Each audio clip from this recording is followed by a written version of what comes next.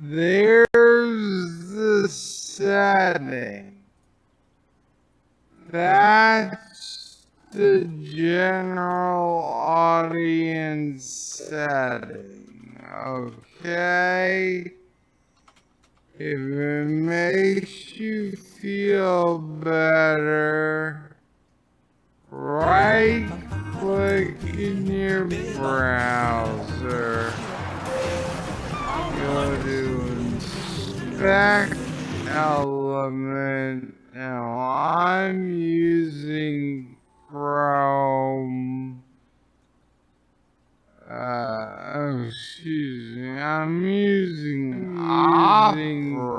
Chrome, but it's the same in Chrome. It's the same in most browsers.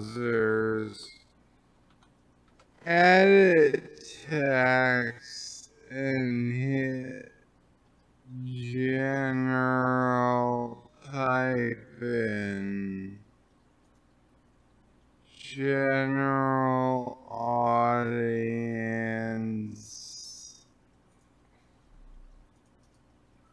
click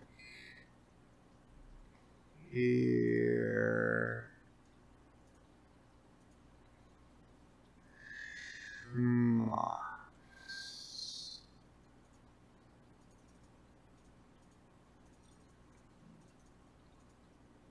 there. Okay. And you know what? You can save this and hit submit, and it's gonna work. It's gonna work just as if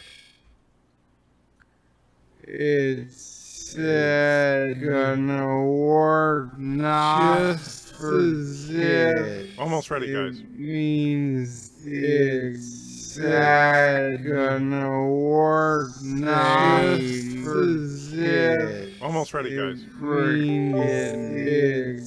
gonna work, not just as if. Almost ready, guys. It's gonna work, not just as if. Almost ready, guys. Especially gonna work, not just as if. Almost ready, Lawyers, especially gonna work, not just as if.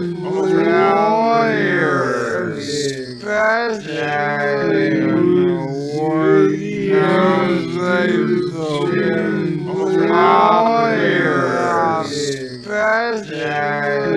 blaming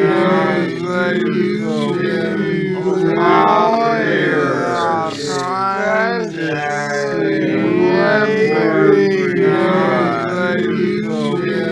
as lawyers, especially blaming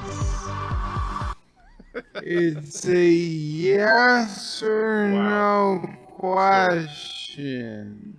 Was it still playing somewhere? Let me see. Made for kids, yes or no? Wow, I can't figure out. No does not mean it's made for adults.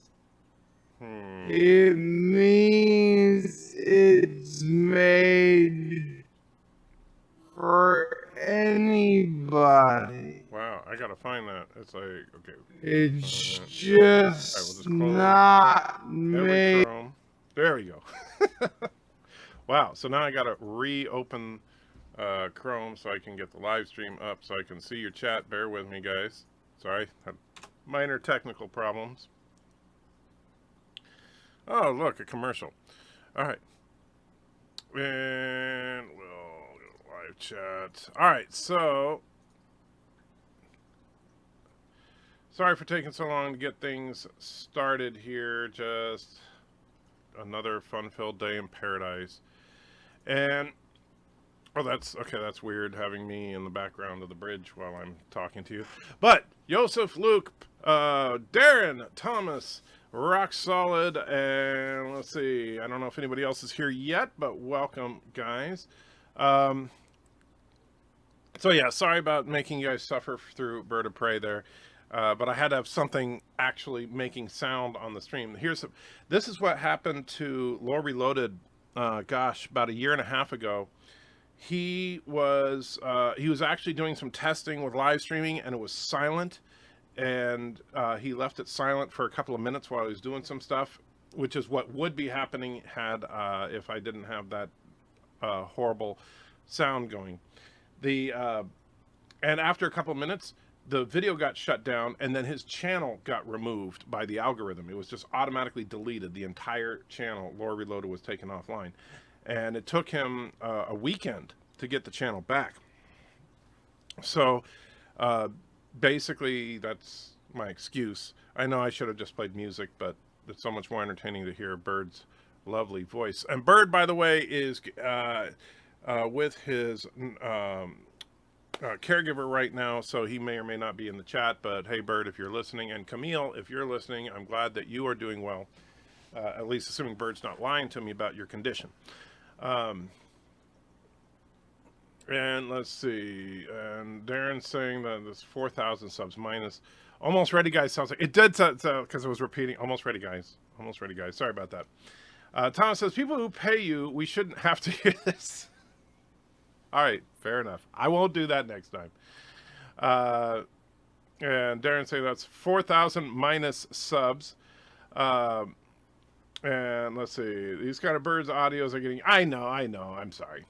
And I'm not sure what's up with the volume of this microphone. There's got to be something that I can adjust. And Roxod, your Thanksgiving video. Oh, that's your Thanksgiving video is freaking awesome. So you're right. I probably should have played that. I'm sorry. All right. So I get it, guys. I'm sorry. I won't do it again. No more Bird of Prey. Bird, sorry they hate you if you're listening. They genuinely hate you. However, I'll make it up to you right now, Darren, by showing you one thing that I'm working on. So the sound is not complete here. In fact, there's only one little bit of sound in this, and this is not for a super chat reward. This is kind of like what we did with the Borg video, where the very beginning of the video is just a quick little animation that Joshua did. And this is for a video that I'm hoping I'll have ready next week.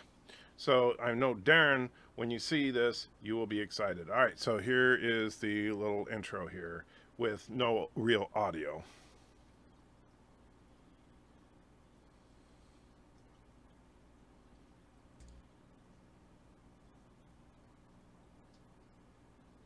Oh, man.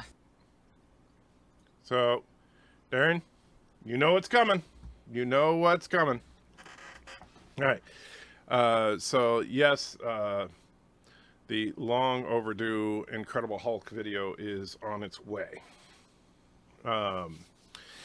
Let's see. Screw everyone who has a 3-day work week this week. I have a 6-day work week. Yeah, that sucks, Thomas. I'll tell you, if it wasn't for my busted knee, I would be probably working 5 or 6 days this week. Holidays at my employer are basically, hey, guess what? You get extra pay, which is nice. I have to say that I actually kind of liked it before we started working from home, because when I was working in an office, on Thanksgiving, they would bring a full-on turkey dinner for everybody. I mean, like, they would bring, our office had about 400 or 500 people in it. They would bring a couple of dozen turkeys and all the sides and everything. And I don't mean like cheap sliced deli meat turkey. I mean like full-on birds being carved there and just really, really good. And they went all out. And it was great because I would work 8 hours and the whole time would have a plate of food at my desk, just eating turkey dinner all day long. Then I would get off work and come home, and Mrs. Antichecker will have made a turkey dinner. So it was absolute heaven for me when that was the case. So unfortunately, though, now that we work from home, they don't do anything like that. But since I'm off work right now, I get to enjoy Thanksgiving with the family. I will do a live stream at some point tomorrow. I don't know what time yet. So stay tuned for that. And I'll probably put out a little video in the same vein as Rock Solid, a little, hey, you know, this is what I'm thankful for kind of video. But other than that, I'm not planning on much for tomorrow other than eating a whole lot of turkey because Mrs. Antricker makes great turkey. And yeah, we have a 38-pound bird that she's going to be cooking. Darren says, 1 year in the making. Yes, that video is way overdue. I apologize for that. And no, Rock Solid, no Naked Aunt May. That, as much as Alexander loves Naked Aunt May, that's not going to happen. And Darren says, my old call center used to do things like that for people who had to work the holidays before Obamacare. Yeah. Well, they did. They still do it at the call centers for the company I work for. It's just that since I opted to do the home, the work from home option, I don't get to participate. Mark says that I just left the office and I'm working from home Friday. So weird. Past 10 years, still working. E-tail was up at 4 a.m. Thanksgiving, Cyber Monday, making sure the site kept running. Yeah, I know that. I partially feel bad because this for the company that I work for, and of course I never talk about my employer, and that's on purpose. Our company that I work for has a very strict policy as far as I am not allowed to talk about my employer unless I am an authorized spokesperson. That's why you will never hear me discuss my employer on a live stream or in a video or anything like that. But I will tell you that this this Friday and is going to be an extraordinarily busy day, and I do feel bad that I will not be there to assist. However, on the bright side, with all the fighting over the surgery and all that stuff, they finally approved me to be off work until January 3rd, which means that I don't have to stress. Like, I've been making phone calls literally every single day to HR, to the doctor's office, to the insurance people, trying to just get them to say, yes, you can be off work, even though I've been off work this whole time, and they keep threatening that, oh, you're going to lose your job. And so finally HR said that they, you know, now that they got enough confirmation that they approved me to be off work until January 3rd. So I don't have to stress over that, which means that me and Mr. Miles are going to focus all of our combined energy that we can into producing good quality content for the month of December, to hopefully get ride this boost as far as we can. I mean, we're almost to 12,000 subs now, which is incredible. And if we can get it up to double or triple that by the end of next year, holy crap, that'll be nice. We could actually start making a living, assuming YouTube doesn't completely kill ad revenue by then. Luke says, oh, is it Turkey Day yesterday or is it today? No, Turkey Day is officially tomorrow. Thanksgiving is the 4th Thursday of November. Thomas, still going on Mead tonight. That is the plan. Every Wednesday I show up on Mead unless they say they don't want me, but they didn't tell me they didn't want me yet. So I'm assuming that I am still on as planned. Which I'm glad that we don't do that on Thursday. And Luke says, never remember the proper date. Well, that's because it's not a date. It's weird. It's one of those holidays that floats around. But it's always on a Thursday. I will be gaming all day tomorrow. My family won't be doing anything on Thanksgiving. Well, I'm sorry, Darren. You know what? I've been playing a little bit because I've been having trouble sleeping these last few nights because of the pain. And I've been reacquainting myself with Diablo 3 a little bit, my favorite game. And so I'm really looking forward to Diablo 4. And Rock Solid says, oh, sure, Mr. 12,000 subs has to steal content ideas from small YouTubers because he can't come up with his own ideas. Okay, fine. I won't do it just like you did, Rock Solid. I always say your video is better than what I'm going to do. My video is not going to have other people on it. That was actually really classy the way you did that. If I had thought of that, I probably would have done something like that, like have some of my friends like Captain Foley and Lore, maybe the guys over Midnight's Edge and Nerdrotic and stuff talk about what they're thankful for. I didn't even think of that. So brilliant idea, rock solid. Sci-Fi Nation is in the house, says, greetings, anti-trekker and fellow nerds. How you doing, my friend? And Captain MKG says, hope you are well. Just saying hello from Vegas and miss Colorado snowstorm. Have a great day, everyone. All right, Captain. Well, I'm glad you missed the snowstorm, assuming you didn't want to get the snowstorm. Although being stranded in Colorado, I could think of worse places to be stranded, considering certain medicinal things are legal there. And Luke says, but does your turkey praise Allah? Because ours do. As far as I know, Luke, the turkeys in the United States are completely secular. They do not have a religious affiliation. That's just as far as I know. Has Laura said anything about your video from this morning yet? I have not heard directly from Laura on it. I did talk to Laura yesterday a little bit, telling him that I was going to be doing a response video because, you know, I didn't want him to just catch it out of left field.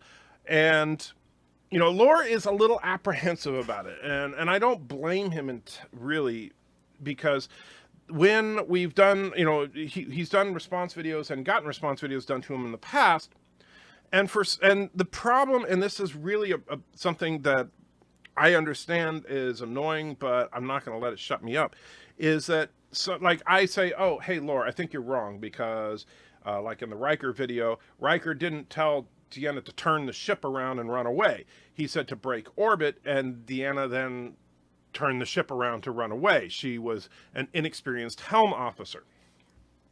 And Laura blames that on Riker, and is basically saying that Riker gave a bad order. He didn't give a bad order, it was just not executed the way he wanted it. And so I'm not, obviously, and I'm sure you guys know, and nowhere in the video do I say Laura's an idiot. Nowhere, I'm not insulting to Laura. I'm not demeaning of Laura in any way. I'm just pointing out that I think he's wrong. But someone invariably will go over to Laura's channel and start calling him an idiot, or start saying what a horrible person he is, and all that. And even in my video, I've seen a few comments that are, and I haven't read all the comments, but I've seen a few comments that are borderline on that. Where like, oh, Laura is such an idiot. Oh, I can't say, he calls himself a lore master or whatever. And it's not just about attacking Laura, it's just about setting the record straight. I don't think Riker did anything wrong in that episode. If you want to, and this is the thing, and someone I think pointed out in the comments, if you really want to make a video putting Riker on trial for criminal actions, watch, you know, the chain of command. Because absolutely Riker should have been busted for insubordination in that episode. Anyway, so that's a long-winded way of saying, Darren, no, I've not heard from him yet. 4th Thursday of November, whatever the date might be, yes. And that's the funny thing, because it can be in the last week of November, or sometimes in the second to last week of November. Which can be confusing. Roxanne says, I can record something. Sure, Bird can. I can record something. Sure, Bird can. You can have time for a collaboration. You know what? I just didn't think of it in time. That's the problem. Luke said Riker should have been aware of Deanna's skills. Well, here's the thing. If you look at that scene, and I actually did, you know, I showed a little bit of a clip there. The bridge was in chaos. Deanna was the only person who was not actively doing something, because, I mean, she's a ship's counselor, so she didn't have anything at her station that was critical. So Riker made the right choice in having her take the helm, because anybody else, like if he had Worf take the helm, then who's going to man tactical, right? So you gotta look at what you have to work with. Deanna taking the helm was the right choice. It's just that she's not an experienced pilot. And I actually said in my comment back to someone that was complaining about that in the comments, it's a minor miracle that Deanna was able to pilot the ship at all. And I'm sure Darren can vouch for this. If you have a ship's psychiatrist or psychologist on a large ship, and I'm sure many of the larger naval vessels do, I would find it highly unlikely that that ship's psychiatrist or psychologist would be capable of piloting the ship. And if they did understand the basic controls, not like an expert. Darren says, "Oh, Laura's one of those guys, eh?" Not sure what you mean by those guys. It's not like he couldn't take the helm himself and keep giving orders. That, I think, that could have been because Riker has been called the best pilot around, so that would have been actually a better solution. I would give you that. But assuming that he's maintaining his position in the center seat, then Troy was the only one who was not doing anything. Gary Hinton says, I thought you'd stop doing subscriber videos. First one I've seen in ages. Yes, Gary. Honestly, and you guys all know this, with the crap that I've been going through with the leg and stuff, I just haven't had the energy. And so even though I'm hurting now, I have more energy than I've had in quite a while. And so I miss doing these because you guys are what keep me going. You know, you guys literally pay my bills. And believe me, that is no small thing, especially considering that I have not been getting a paycheck from my job in a few months. And that has been extraordinarily difficult for us. I mean, fortunately, when Mrs. Anchecker's mother died, Mrs. Anchecker did get a little bit of a chunk of money, but that money is almost gone. Let's see. 3 trolls have thumbed down my Thanksgiving video. A-holes. Well, you know what, Rox? There's always someone. You know what? They might thumb it down because, oh, I wanted a retro gaming video, and he's talking about Thanksgiving, right? You know, people like that. Or you may just have people that, like, I have somebody that thumbs down every video that I do. Don't know who it is. You know, I'm thinking it's probably Lore. But no, seriously, I don't know. Somebody thumbs down every single video. You know, and that's just the way it is. However, you know, if your thumb up to thumb down ratio is good, yeah, so what? I hate the holidays that don't have a set date. I'm with you there, Thomas, because it's confusing as all heck. Darren says, yeah, I sided with Captain Jellicoe on Chain of Command. It was then my dislike for Riker became something just under hate. I actually liked Riker a lot until after Best of Both Worlds. Yeah, well, Riker's best moment, in my opinion, was Best of Both Worlds Part 1. I thought Riker was great in that. But yeah, he really just was a pompous ass in Chain of Command. I did not like him at all in that episode. I loved the episode Chain of Command. I liked the story of Captain Jellicoe. I liked the story of Picard in Chain of Command. But Riker? Oh, I wanted to punch him in the face. It didn't seem like he was actively doing something in his chair. Well, yeah, I know, but he was in command.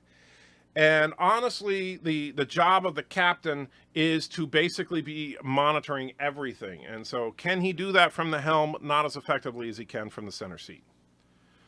Sci-Fi says, I gave a partial explanation for Deanna knowing the helm in your comment over there. I haven't checked it out. I haven't seen that one yet, Sci-Fi. There's like 8 million comments there. I will be honest with you guys, and this is where one thing that is... It's tough for me. This is something that is really, really hard for me. I can't read every single comment anymore. I mean, like the Borg video, I don't think I've read a quarter of the comments on that video. It's just crazy. But that video is over 100,000 views now, and Mr. Miles and I weren't expecting it to. We were excited that it was. We were excited if it was going to get 20 or 30,000 because we knew it was going to be good. But to get 100,000 views, holy crap! And it's still going. So. And that's actually a huge reason why the channel growth has been doing so well. And so I apologize if I didn't see your comment. It's nothing personal. It's just getting to the point where I can't get there. Well, on a U.S. submarine, we don't have a ship's counselor. We had cigarettes. So on submarines, the helm is manned by a junior enlisted. Anyone can do it. Well, but that's a submarine. I'm talking about, like, what if you were on a capital ship like the Enterprise? And when I mean the actual, like an aircraft carrier, or I don't know if we don't have any active battleships anymore, but something like that. And could they maneuver the ship like so? And I doubt that it's just a I don't know if it's a junior enlisted on something like that, but you would know better than me. Anyway, having the counselor on the bridge has always bugged me with TNG. Makes no sense. Well, having children on the ship. I hate that about TNG. I mean, that's one of the reasons that TNG rubbed me the wrong way from the very beginning, was the whole idea of having families on the ship. When they first said that, I remember before the show came out, they were saying, ooh, this Enterprise is bigger and it has families on it. And I'm like, oh, geez. I thought it was a bad idea from the beginning. Well, if Riker would have had the center joystick controller thing, he could have flown the ship pew, pew, pew. That's true, but that was on the Enterprise E. Apparently, the Enterprise D did not have that. He also says, do likes count? Well, on the subscriber stream, technically no, because it's an unlisted stream. The likes and dislikes are basically to assist the algorithm in whether or not it should recommend something. So Like if we're doing a live stream and there's 100 people watching the live stream and 99 likes, then it's more likely to recommend me to other people than if we have 99 people and only 3 likes. And then there's like 20 dislikes or something. The PETA probably thumbed it. Yeah, probably it was PETA. You're right. Or a Karogan representative of some kind. Once you got to 10,000, the next 1,800 came fast. Very true. And that's another thing that it's unfair. It is truly unfair. Like I honestly, when I know Rock Solid's been complaining a lot and tongue in cheek, but I do think this is wrong. And I felt this way when I was stuck at 8,000. And I was watching, like when I had like 7,000 subs a year ago. All right. And I was at 8,000 subs a month ago.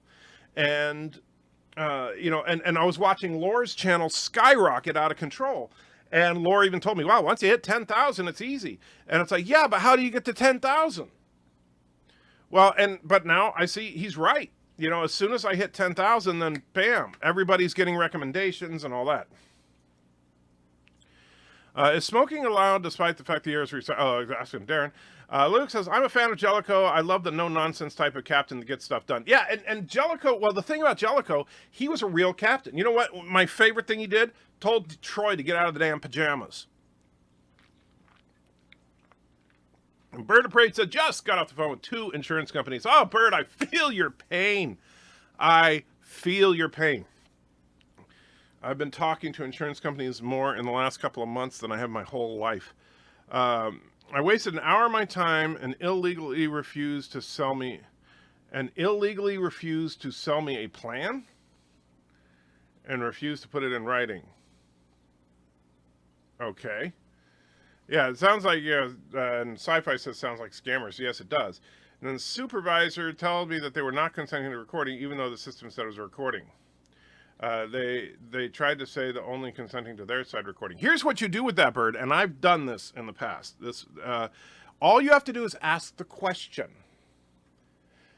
So just say this: is this conversation being recorded? And they say yes. That's consent to being recorded, because you're asking them. And so, and if they say, yes, it's being recorded, you have that on the recording. And so they can't say, we don't give consent to being recorded, because you just answered that this conversation is, in fact, being recorded.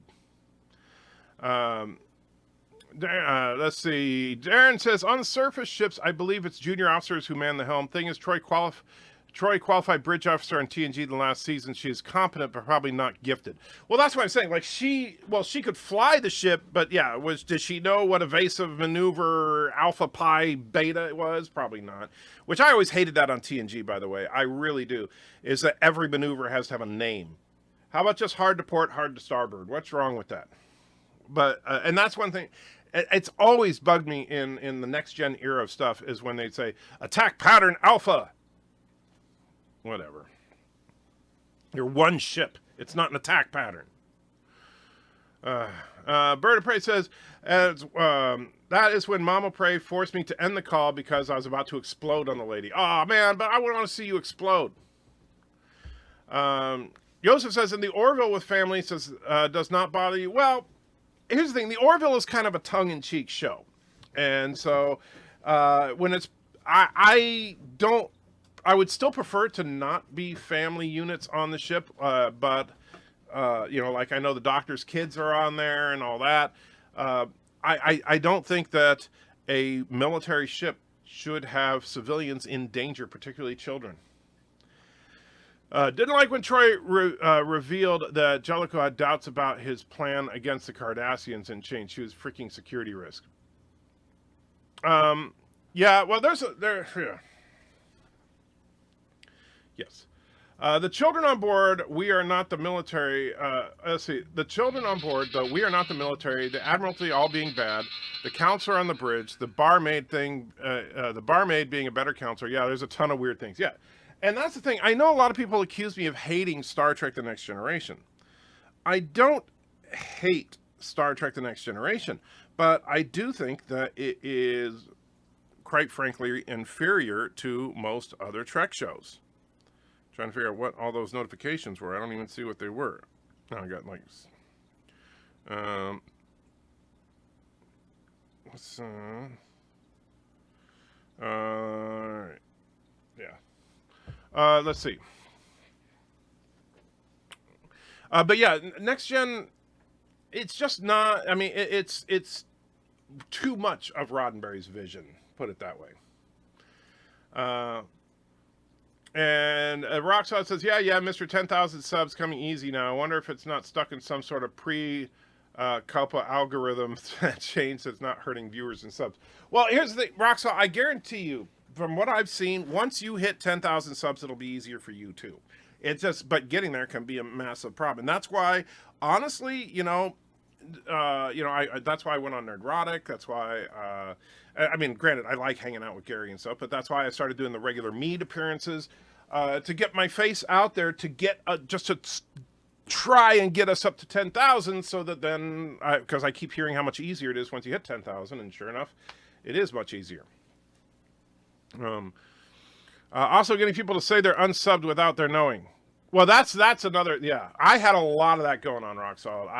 There are some people that had to resub to my channel like 4 or 5 times because over the summer the algorithm kept unsubbing them. Sci-Fi says, name maneuvers on TNG are akin to jelly bean controls on TOS. Well, the jelly bean controls actually make more sense. I mean, have you looked at a modern fighter plane or a modern ship control panel? They still use buttons, people. They don't use touchscreens for everything. Families would have made sense on Voyager, not on the Enterprise. Well, only if the thing is, Voyager, though, is trapped on the other side of the galaxy by accident. But if you were doing something like, if Voyager was an intentional long-range reconnaissance type thing where the ship's going to be out in space for 20 years, yes, I could see taking families. But, heck, the original Enterprise was on a 5-year mission, and they did not have families. Spouse, and Darren, by the way, and it's because Darren says, I don't see a problem with spouses on board, but not a family. I agree. And actually, if you look at, remember, in TOS Balance of Terror, 2 of the crew members were getting married. So obviously there's not a problem with spouses who are serving together and all that. That's perfectly fine. But to put kids out there and civilians, no. Kuroga ships have kids on them in the engine room. Well, that's because they use the blood of children to fuel their ships. We all know that. Jellicoe ordering Troy out of her pajamas, an order I can support. Yeah, I'll tell you. You know what? It's funny because that was probably one. I really liked that moment in TNG. Is that we don't need Troy to be prancing around in a cat suit while everybody else is wearing a uniform. And then what do? They put women back in cat suits with future shows, whatever. I think Starfleet, TNG, Starfleet was fat, dumb, and happy. I agree. And Thomas says, I sent you a pic of my space dock Eagle Mouse. Oh, did you get that? Did you send it on Twitter or, let me go, yeah, it looks like Twitter. Let's take a look at that. Ooh, very nice. Let me see if I can get it to where we can center it on the screen here. There we go. Look at that. Very, very cool. So that's a nice looking model. I don't even know why I have that up. That's the anti-cam. Anti is obviously not here at the moment.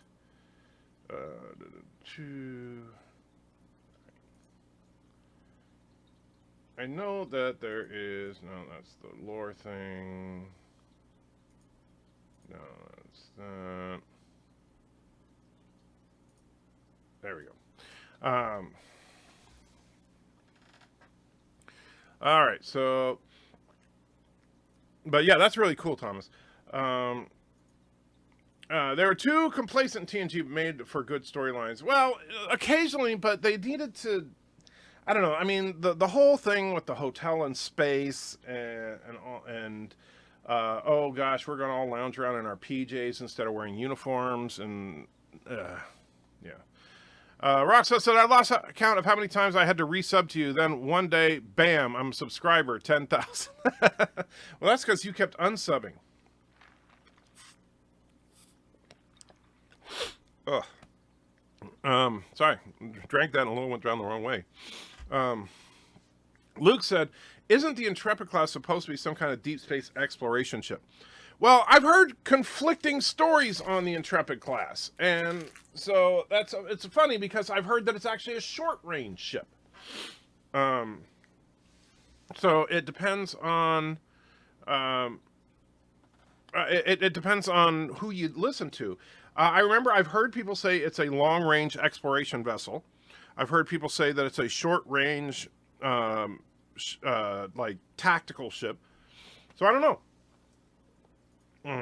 And Thomas points out the Roxhaw keeps on subbing, and Roxhaw is saying shh. Darren says some U.S. naval ships like the Merrimack allow some positions of the ship to bring along a spouse, but the Merrimack was not a combat vessel; it was an oiler. Well, yeah, but you see, that's the thing. I'm talking obviously a starship that's out on the because the Galaxy class is clearly a combat vessel. We've seen it in every major engagement. Karogan ships are actually coal-powered. The kids are there to feed the thermal plants. Oh, okay. I didn't realize that. They also throw rocks by the airlock as weaponry. Well, we know that, yeah. And let's see. You took my pajama comment too literally as an order. Seeing Troy out of her pajamas equals naked Troy. Oh, jeez. And then Luke's face palming at the holodeck episodes. Agree. Yeah, the holodeck episodes... yeah. Darren says, personally, I thought having a ship's counselor who didn't have to wear a uniform was interesting, but she wore the same outfit all season, so basically she did have it. Exactly. That's the thing. And I could understand, like, here's how they should have had Troy set up. Troy should not have been on the bridge. She should have had a counseling office just off the bridge, and she could wear civvies because her whole thing was to make people comfortable. It would make sense. You make her an actual therapist. And then, somebody could say, so you're not in Starfleet. You go, well, actually, I'm a commander. It's just that, this for my practice, the whole idea is to make you comfortable and at ease. So we don't have the pretense of military in here. That would make sense. But to put her on the bridge and, like you said, have her wear the same outfit every single episode, she's wearing a uniform. She just gets to wear a different uniform than everybody else. Luke says, short range until the plot of the show starts. Yes. And Thomas says, Memory Alpha says the Intrepid is a long-range explorer. Well, there you go. Well, Memory Alpha says it must... Well, that means lore thinks that, right? Darren says, the impression I got regarding Voyager and the Intrepid class was that it was scaled-down Galaxy class designed to be faster but not have as much range. See, that's kind of how I thought of it, too, but maybe not. I think Equinox was a short-range exploration ship compared to Voyager. You can see that short range seems a bit unfair. Well, I like the Equinox. That, I think, would make a more interesting show to put a ship that only has, like, maybe a crew of 20 or something. I think that would be awesome. Maybe an unpopular opinion, but my favorite Enterprise is the E. The color palette speaks to me for the same reason I actually like the design of the Disco Prize. Well, the Disco Prize... I like the interior sets, except for engineering. I like the interior sets all overall. I just don't feel like it belongs in the TOS era. But I do like the color palette on the E. But obviously, you guys know I'm a Connie guy all the way. You know what a good Troy should have looked like? Ezri Dax's stuff on DS9. I'd have to go back. I haven't watched season 7 of DS9 in a long time because I never really cared for Ezri that much, but I'll have to check it out again. Mercer is in the house. How you doing, my friend?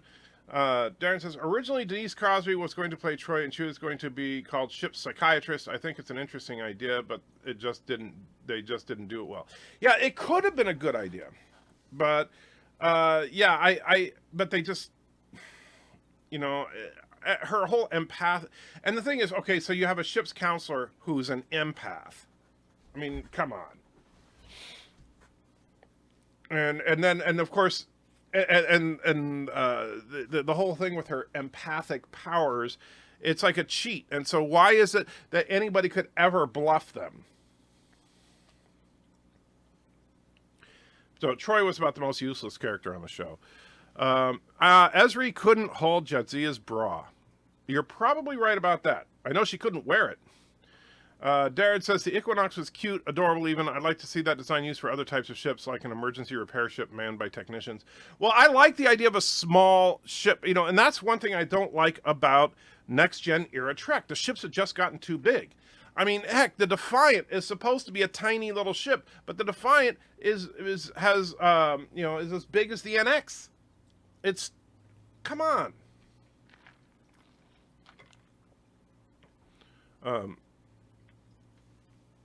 But yeah, and Luke is saying irrelevant, Rock Solid. I'm talking about her job, function, location. Yes, but Rock Solid's thinking about her boobs. Imagine a full Betazoid Starfleet captain. Such a captain would crush. How do you beat someone like that? Yeah, I mean that's the thing. If you have Betazoids that are telepaths to that extent, because they're powerful, they're much more powerful telepaths than Vulcans because they can actually read your thoughts from a distance, and so. And even a half Betazoid having the ability to, read the emotions of someone at a distance, like Troy can, that's pretty potent stuff. You would be an incredible negotiator and stuff. And in fact, they even had an episode where that guy that was like a quarter Betazoid would use his empathic powers to manipulate negotiations. Why aren't the Betazoids in complete control of everything by the 24th century? Sci-Fi Nation says Ferengi can't be read by Betazoids except for when they can. Even they got that wrong a few times. Yeah, that whole can Ferengi be read by them? I mean, they said that they couldn't, then they could, and then they couldn't, and then they could. So who knows? I'd rather spill my guts to Jadzia than Ezri. Yeah, I bet you would. Darren says the Defiant is basically a flying weapons platform. I was in love when I first saw it. I hated it. I absolutely hated it.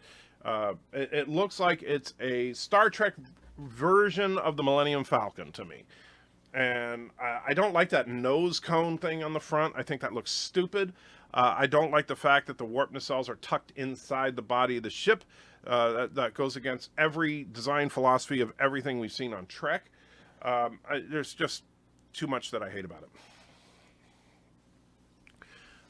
Joseph says Deanna Troy had actually the rank of captain. Obvious. I feel his deception. Yeah, so many times it's like he's hiding something, Captain, and it's like, duh.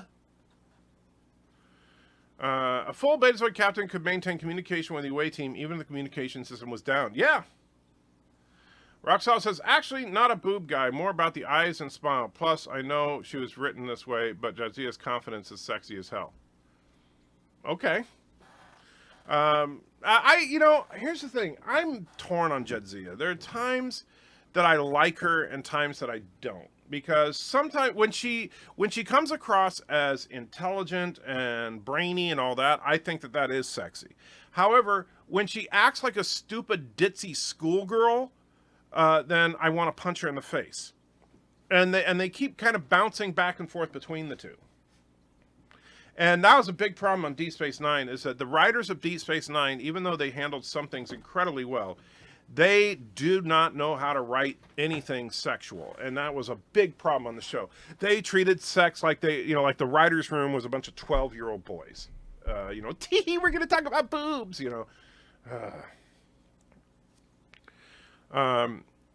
Luke says it's a wannabe Falcon, still good ship idea in many ways. Well, the concept of the Defiant, I think, is good, but the execution of it, as far as it looking like the Falcon, having no warp nacelles and stuff, I'm totally against. If you simply took the warp nacelles, and you don't have to have a really long pilot, but you keep the basic hull the same shape, but then you have warp nacelles coming off, yes, it would look a lot like a Romulan bird of prey, or whatever you want to call it, Darren, but I think that would make more sense. I hear you when you talk about that Defiant's nose deflector. It's a bit odd, but the nacelles didn't bother me because alien ships had them. The Defiant was different. Yeah, I know the Defiant was different, but being different just to be different is not a virtue, in my opinion.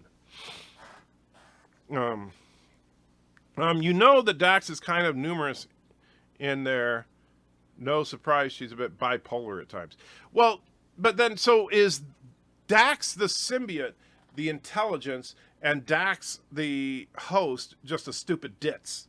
Because I thought Dax, the host, had to prove that she was super intelligent to qualify to get the symbiote. See what I'm saying? So I thought Jadzia was supposed to be really smart on her own.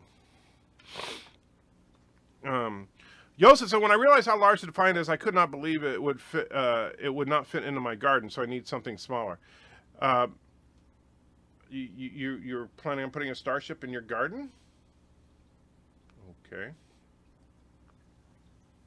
Sci-Fi Nation said, I thought the nose cone was supposed to be a detachable weapons platform and lifeboat. There have been talks about it actually being some kind of missile, like a one-shot mega missile kind of thing. And I don't know, and there's nothing canon. We never actually see them use the nose cone for anything, but yeah. Darren says, well, originally, conceptually, the Defiant was going to be a beefy runabout. Ira convinced Berman to let them make it a full-blown ship. It had to be small by edict. Well, it's not small. That's the problem. It's too damn big. For what it is, it's too damn big. Roxall says, you keep calling it Defiant. It's the USS Pimp Hand, damn it. Look, this is not SF Debris. I love SF Debris. Well, I did back in the day. I haven't watched him in a while, but he got kind of snobby later on, where it's like, oh, he wouldn't do anything unless you paid him and stuff, so I kind of lost interest in him at that point. I love the whole, mother effing pimp hand, but it's the Defiant. They show it used as a deflector on screen, right, but they also say it's like detachable or something. The only thing we've seen them use the nose piece for is a ramming surface. Yeah. Jadzia's smart. She got all her degrees before she joined. Yeah, but then why does she act like a freaking ditz sometimes? That's my problem. Man can have his dreams, right? Right? No. Only women can have dreams. Men are not allowed.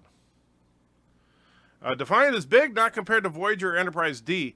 Well, actually, well, not the Enterprise D, but I think I'd have to look at the scale. But Defiant is pretty big.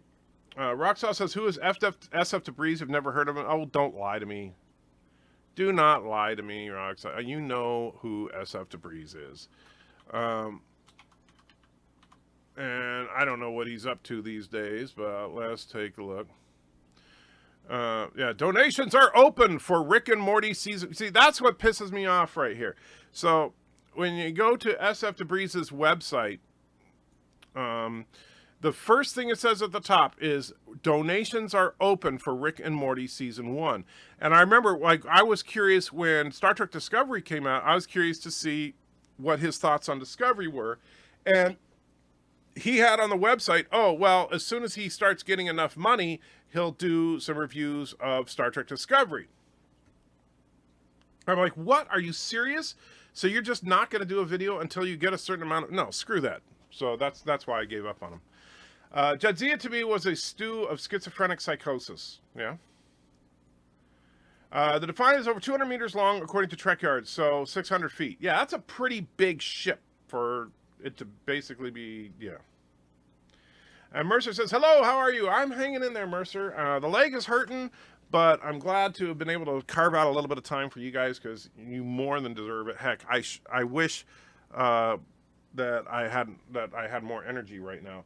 I'll tell you guys, and let me say this, since we are all subscribers here, well, except me, but I'm the beneficiary of all your subscribers, all your subscriptions. Wow. Can you pull up a Starfleet chart on the screen so we can refresh our memories? Of the ship comparison? Let me see if I can find something. Let's see.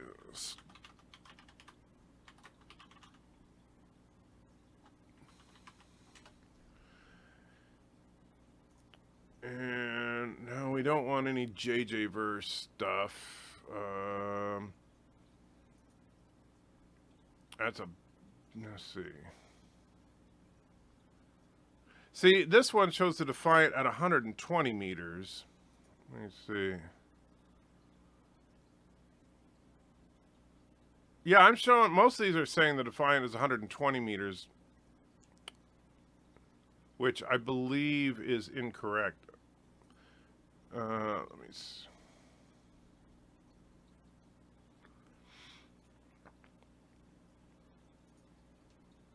trying to find a good image here. Bear with me, guys. Oh, come on. Stop fighting me.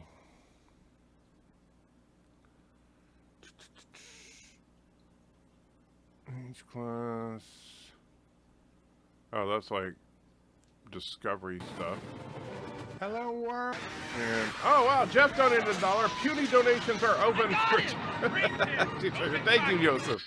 I appreciate it. Well, I'm sitting there trying to find something here. How about this one? Does this have it?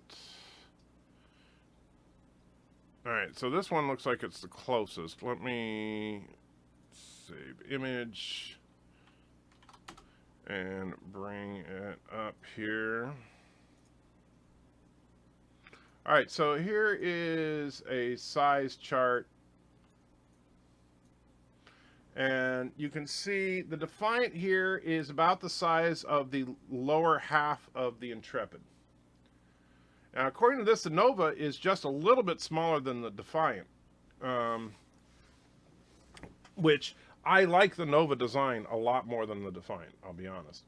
But notice the Defiant is actually about the size of the Constitution class's primary hull.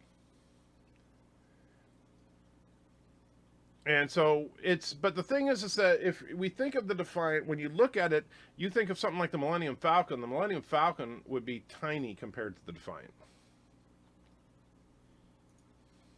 All right, let me get back to the chat. Oh yeah, so I wanted to talk a little bit about the channel, but let me finish catch up on the chat again here. Thomas asking who's rock solid. Luke already read that. Can especially put the original Enterprise and Defiant side by side. Well, I can't put them side by side, but you saw them on the same. So the Defiant is about the size of the Enterprise's saucer section. I'm actually serious. No idea of who SF whatever is. I only heard Laura call it Cisco's pimp hat. Well, yeah, Laura is a big fan of SF Debris. And in fact, that's Laura and I were both fans of SF Debris before he was Laura or I was Anti-Trigger. Defiant is twice the size, twice as long as T'Prang was, and T'Prang was the smallest combat vessel type in the Navy at the time. Okay. Rock Solid says all your subscribers belong to us. Okay, I'm not sure who us is unless you work for Google now. And let's see, and then Darren and Thomas talking about the Midway movie. What the heck was that? I don't even... It's weird. My phone like just does random notifications sometimes. Don't know what the... Oh, it was for that PayPal. Okay. Let's see. I could be wrong. I remember it was bigger than my yard. Yeah, so it depends. I've seen sizes ranging from 120 to 200 meters. Some trolls trying to tell me what my own comment meant. Gotta love it. Yeah, I hate that kind of thing. When people start to do that, I'm like, yeah, go away. The Defiant wasn't designed to do much more than fight. It ended up doing more things, but it was still its design purpose. Starfleet, for the most part, has never done that before. No, yeah, the Defiant was a pure combat ship, which was, that was a unique design philosophy for the Federation. But I just don't like it. Should I know who or what SF Debris is? I'm not trolling. No, you know what? You can go to sfdebris.com. If you search for him on Google, you'll find him. He does reviews of Star Trek and other nerdy stuff, and he used to do it for fun. He actually started on YouTube, and now he just does it on his website, but he won't do anything unless you pay him money now, which I don't like. Interesting, the Defiant, according to the chart, has more internal volume than the Nova class. Well, that makes sense. The Nova class is tiny. Roxall says size matters not. Yeah, sure. That's just what certain people say. Does SF Debris like STD? I don't know because I haven't. You know what? I watched a couple of his reviews on it, and it seems like he was like mixed on it during season 1, but I didn't really keep following him. I don't know. I haven't seen any of his reviews of season 2. I'm not going to convince you to like the Defiant. There are things about the Defiant that I don't like either, but it's one of my favorite ships. I know, Darren, and the thing is, I think you come at it from a different perspective because of your naval experience. But honestly, I think that's all it is. Anyway, so as far as the channel is concerned, obviously we hit a major milestone by breaking that 10,000 barrier. Thank you to all of you guys for bearing with me during that. The rough time, and I'm actually completely shocked that it happened when it did because I've had, you guys know, I've had a really, really bad year. getting consistent content out has not been an easy task for me. It's still more difficult than it was a year ago. But thanks to Mr. Miles, I wish he was here right now, but thanks to Mr. Miles, we've been, the content quality has improved dramatically. And so Mr. Miles is, just so you guys know, he is being compensated for his editing work. And in fact, Miles gets half of the ad revenue of the channel. And so which is way more than most editors get, I will tell you. But because Miles does an incredible job. So basically we split the ad revenue right down the middle, and then I get to keep the super chat stuff unless you guys give a super chat specifically to him.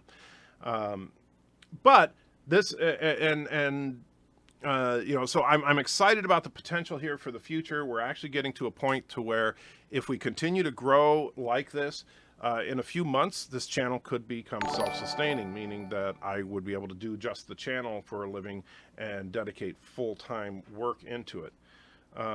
So thank you to all of you for sticking with me. And thank you to, yes, Rock Solid, yes, you're the 10,000th sub because you cheated.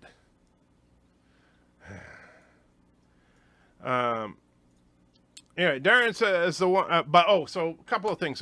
So obviously you guys saw, like with the Borg video, with the timeline video and stuff, these lore-based, more positive videos seem to gain traction.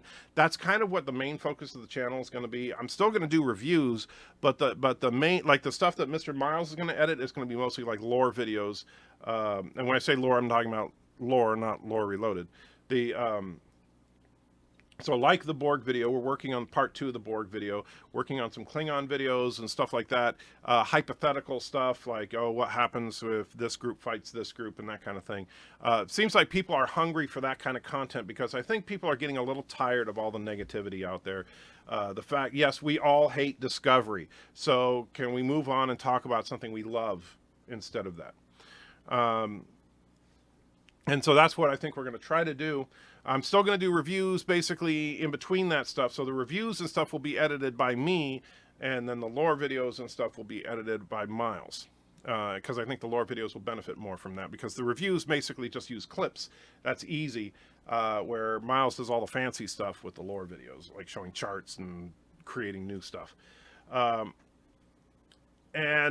that's basically where we're going with it. I'm very confident that if we can continue this trend, that both me and Mr. Miles will be able to make a living off of the channel.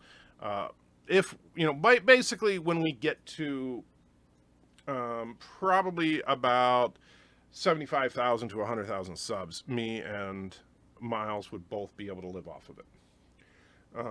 That's what I'm hoping for. Darren says 10,000 subs. That's a real accomplishment. It really is. I didn't think. I honestly didn't think for a while that we would ever get there, and I'm excited because now that we've hit 10,000, I'm confident that we can hit 20 and 30, etc. Roxas says thank me. Yeah, Midnight's Edge for the 10,000. Absolutely yes. Win if you can, lose if you not, but always but always cheat. Okay. Thomas says, did Lore ever say why he calls himself Lore Reloaded? Well, because he wanted to do a lore channel. And the funny thing about Lore is that his original intention was not to do a Star Trek channel. Star Trek, he wanted to do Star Trek, Star Wars, Battlestar Galactica, Stargate, just all sorts of stuff. And the problem is that the only videos that got any traction were Star Trek. And so sometimes people accuse Lore of missing facts and stuff like that and not being a true Star Trek fan. Well, he was really wanted to do Star Wars more than Star Trek. He's not a hardcore Trekker or a Trekkie. But he enjoys Star Trek. I mean, I'm not saying he doesn't really care. He's not a poser or anything. It's just that it's funny because it's not his passion. But he, it's what gets traction on his channel. So you'll see him. He'll put out lore about Babylon 5 or whatever. But you look at the view counts, and it's like every time he does something about the Dominion, views through the roof. I'm gonna have to do something about the Dominion. Let's see. But as far as him calling himself Lore Reloaded, well, he wanted to do lore, and he was trying to just come up with a clever thing. I mean, because there's Lore Runner and Lore Master and Lore this and Lore that, so he just said, okay, Lore Reloaded. I don't think that there is a particular reason for it other than he just thought it was a good name. Roxall says, Klingon videos, that'll never stick. And Luke says, and the top 10 best commanding officers for Star... Yes, that is coming. Yes, that is coming. Lorca, of course, will be at number 1 because that's what Lore says. Yeah. And Lorca, of course. Ask Lore, yes. Too bad you can't have the sounds of the bridge while you're streaming. You could, but it would get annoying, honestly. When I remember, I don't know if you were here that far back, Thomas, but when I first started the channel, I actually played the bridge sounds on my videos, and people complained and complained and complained, so I got rid of it. And Luke's saying, yeah, good old Lorca. And Darren's saying, Lorca Reloaded. Yes. But yeah, it's the bridge sound effect is not hard to do. It's like, you know, even like that last video, I actually did the sound effect for the Enterprise D bridge. But let's see, if we go to one of these videos here, and wait for the ad to finish running because I don't care about whatever Join Honey is.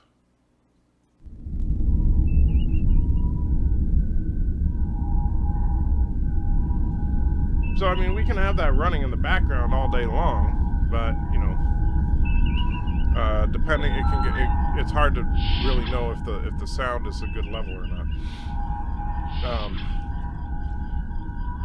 Yo says, the Enterprise D background was fantastic. I like how you play with the audio transitions, but Beverly should have discovered the tampering on the visor. Not sure if I wrote that already.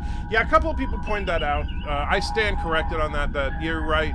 Since it is a piece of biomedical equipment, she should have been able to check it out.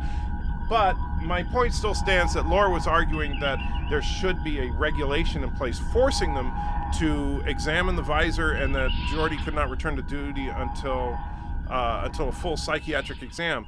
But you can't hold them responsible for a regulation that doesn't exist. Just because there should be a law doesn't mean you can convict somebody for not following a law that should be. That really bothers me. Let's see. They called the shapeshifter in Star Trek VI Cameloid. Could it possibly be a founder? I doubt it. I think the Cameloids are a different race. They're not like naturally liquid or anything.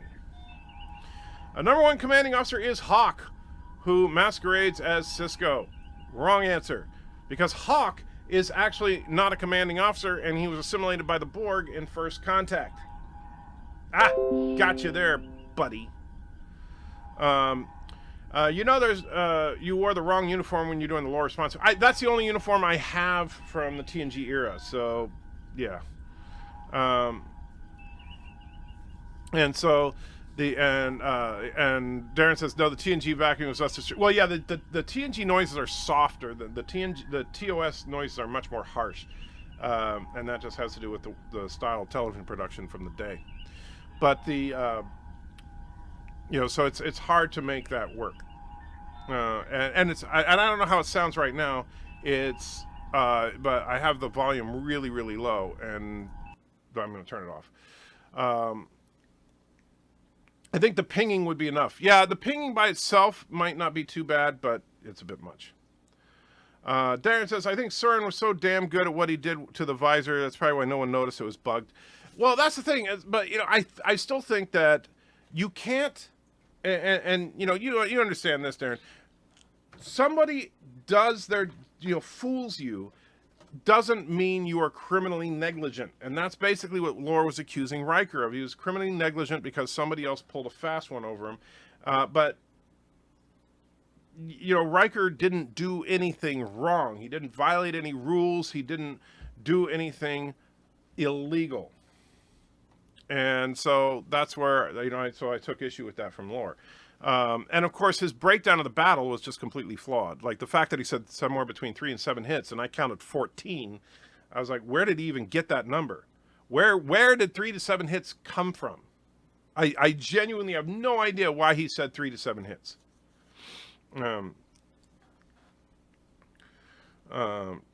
Beverly examines his visor when he dies in season 7 Worf time jumping episode. Yeah, well, I remember that, and that's why that's when I remembered that. Oh, I guess Beverly could have done it, but at the same time, it doesn't matter because there was no rule saying that he had to have turn in his visor for a full examination before he could return to duty. And Darren says, "Oh yeah, Laura's full of bunk. His assumptions were all wrong." Yeah, I think he made a lot of unwarranted assumptions. It does his Lord suck as a prosecutor. Yes, but at least we know that no innocent person would ever be convicted. If Laura was... And one word, transwarp. Hey, transwarp is never used in Star Trek 3. Didn't you know that? And that's actually one of the reasons that I was a little hesitant to do a response to Lore, because when I did that transwarp joke, I thought it was hilarious that Lore inadvertently said that. And so, of course, I put up that video that showed all the times that they said transwarp in Star Trek 3 as a response.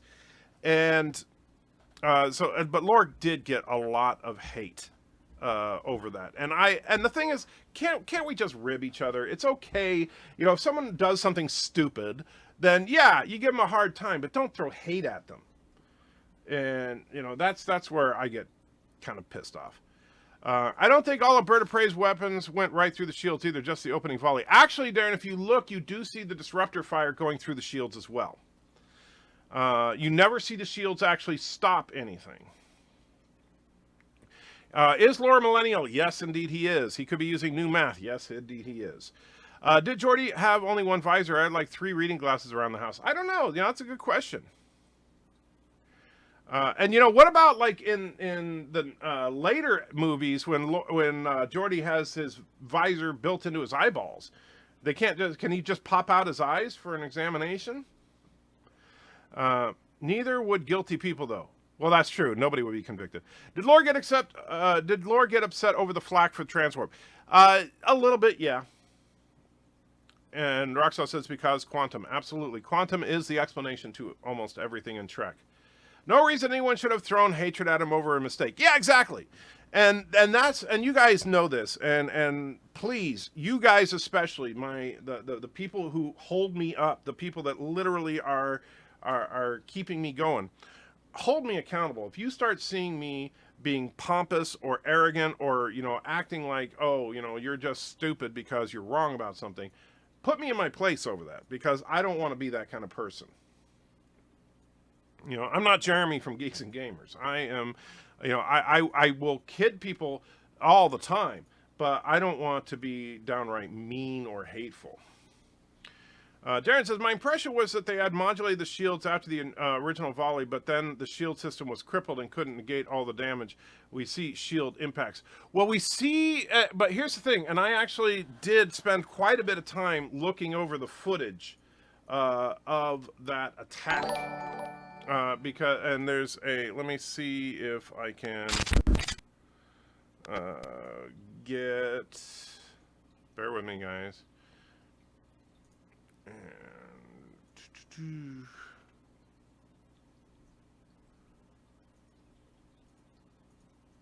nope, that's not it. Hold on.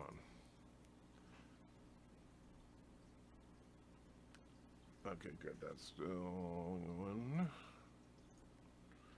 And go to the D drive, XSplit. Alright, so I was just bringing up the footage of the battle itself. So this is the actual battle. Alright, so this is the first attack. This is right when they find the shield modulation and they fire. The weapons still hit the shields, but because they match modulation, they then go right through. Alright. So then we go forward to... Alright. And so same thing here. You can see the disruptors. What do we know about that old Klingon ship? Any weaknesses? Is it class? Stop playing. But it goes through them. So at no point during the battle do you see anything different than that. Where the weapons just go through the shields. Here's the other. This is actually a really nice shot here. I have access to. So you see, throughout the battle, the weapons hit the shield and then go through. And that's that's at the beginning of the battle, middle of the battle, and the end of the battle. We see the same thing. I do something dumb every day. Most days I watch Andy Checker and Bird of Prey 5. You're funny. Need better torpedoes. Quantum. Yes, that's true. Yo says, yeah, I agree. Hate is unnecessary, especially on such unimportant stuff like arguing over a TV show. I do not agree 100% with you, Lore or Bird, but hate, unnecessary. Thank you, Yosef. Yes. Todd says, Klingon women should have 4 boobs. Indeed.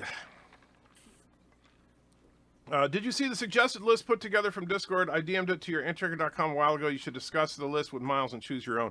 Yeah, I haven't gone over with a fine-tooth comb yet, but I did see it, Luke.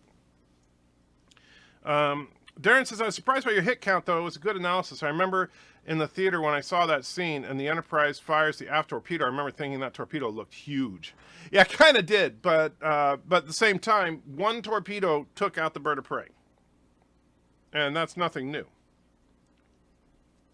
Thomas says, if I had the shield frequency, I would have targeted them. Yeah, you would think that the Duras sisters were playing it safe by targeting the engineering section, but they should have just targeted the bridge. But they didn't target the bridge until just before Riker fired. There's a reason I end every video with, these are just my opinions, what do you think? I'm flipping moron, I'm wrong all the time. That's why I never get 10,000K like Anti-Checker. Actually, you know what? I'm wrong too. And and that's something that Mr. Miles is good at. He keeps reminding me to not sound overly confident. Because even though, like when I talked about my Borg theory, I love my Borg theory. I understand that it's not a perfect theory. There is no such thing as a perfect theory like that. But I think it works really well. And so when my first read through on it, Mr. Miles was like, no, you sound way too confident in this theory. You sound like you're telling us this is what it is, as opposed to this is what my idea is. So I had to do some rewriting on that. And that's where I think Mr. Miles and I work really well together, is on the writing side especially. Anyway, guys, I do need to wrap it up because I need to get a little bit of rest before the Midnight's Edge stream tonight. But I do want to thank you guys for supporting me. You know, I can't even tell you how much it's meant to me over the last year especially. And so hopefully as many of you as possible will join us on Midnight's Edge tonight. No idea what we're talking about, but it should be fun. And who knows, maybe I'll get a chance to argue with some producer again that I don't realize is an actual producer. That was interesting. Anyway, guys, take care. And if Bird of Prey were here, I would say Kapla, but Bird of Prey is not here, so just take care.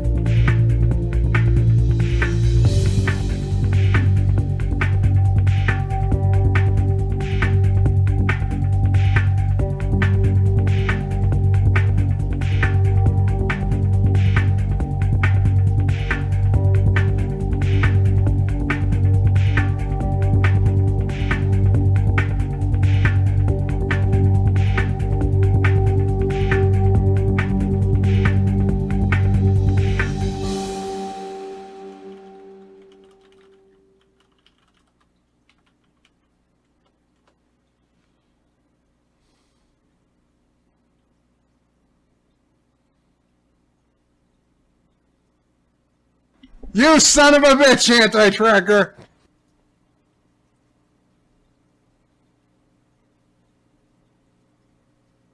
You son of a